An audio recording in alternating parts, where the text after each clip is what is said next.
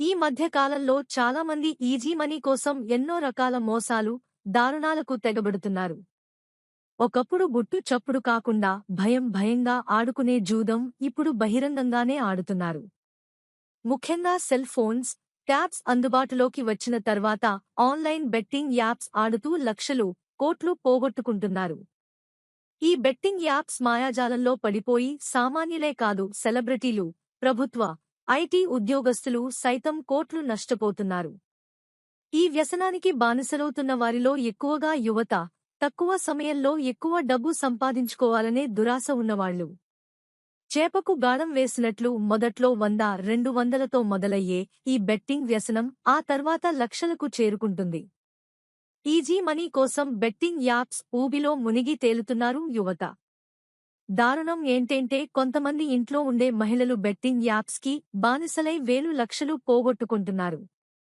డబ్బు పోగొట్టుకుని దిక్కుతోచని స్థితిలో ఎంతోమంది అమాయకులు ఆత్మహత్యలకు పాల్పడుతున్న ఘటనలు నిత్యం ఎక్కడో అక్కడ జరుగుతూనే ఉన్నాయి. ఇటీవల తెలుగు రాష్ట్రాల్లో బెట్టింగ్ యాప్స్ డబ్బు పెట్టి లక్షల్లో నష్టపోయిన వారు ఎవరికీ చెప్పుకోలేక ఆత్మహత్యలకు పాల్పడటం తీవ్ర కలకలం రేపింది. బెట్టింగ్ యాప్స్కి మైనర్లు కూడా బానిసలై తల్లిదండ్రులకు తెలియకుండా లక్షలు పోగొట్టడంతో లబోదిబో అంటున్నారు పేరెంట్స్. నిత్యం పదుల సంఖ్యల్లో పోలీసులను ఆశ్రయిస్తున్నారు బాధితులు. ఈ నేపథ్యంలోనే ప్రస్తుతం ఆన్లైన్ బెట్టింగ్ యాప్స్పై పెద్ద యుద్ధమే నడుస్తుంది. తాజాగా ఆర్టీసీ ఎండీ ఐపీఎస్ అధికారి అయిన సజ్జనార్ బెట్టింగ్ యాప్స్కి ప్రమోట్ చేస్తున్న వారిపై కొరడా ఝుళిపిస్తున్నారు. తెలంగాణ ఆర్టీసీలో ఎండీగా బాధ్యతలు చేపట్టిన తర్వాత ఆయన సోషల్ మీడియాలో అవేర్నెస్ కార్యక్రమాలు చేస్తున్నారు.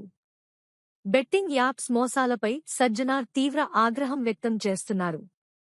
అందుకే సోషల్ మీడియాలో ఇన్ఫ్లుయెన్సర్స్ ఉంటూ ప్రజలకు మంచి చేయడం మానేసి వారిని చెడు మార్గాల వైపు తిప్పే వారిపై కోరడా ఝుళిపిస్తున్నారు. బెట్టింగ్ యాప్స్ ప్రమోట్ చేస్తున్న ఇన్ఫ్లుయెన్సర్స్పై వరుసగా వారిపై కేసులు నమోదు చేసి జైలుకు పంపుతున్నారు.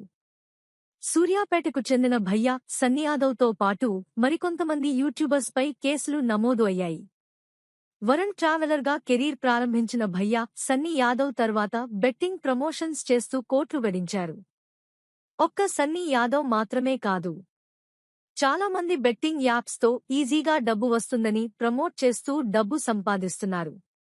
ఈ క్రమంలోనే పోలీసులు బెట్టింగ్ యాప్స్పై కఠిన చర్యలు తీసుకుంటున్నారు.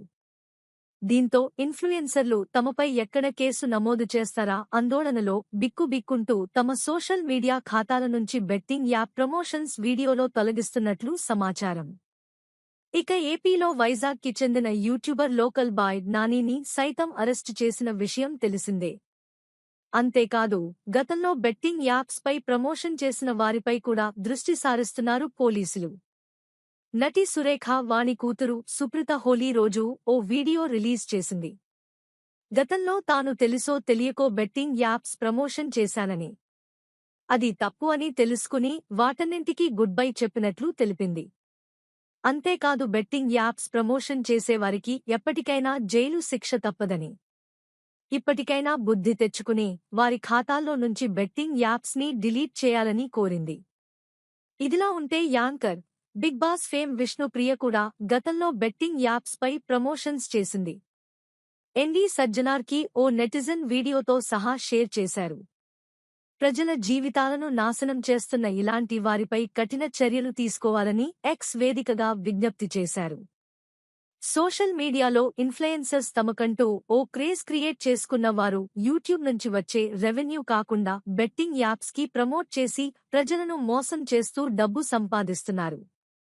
ఇలాంటి వారికి తగిన బుద్ధి చెప్పి కఠిన శిక్ష విధించాలని బాధితులు, నెటిజన్లు కోరుతున్నారు.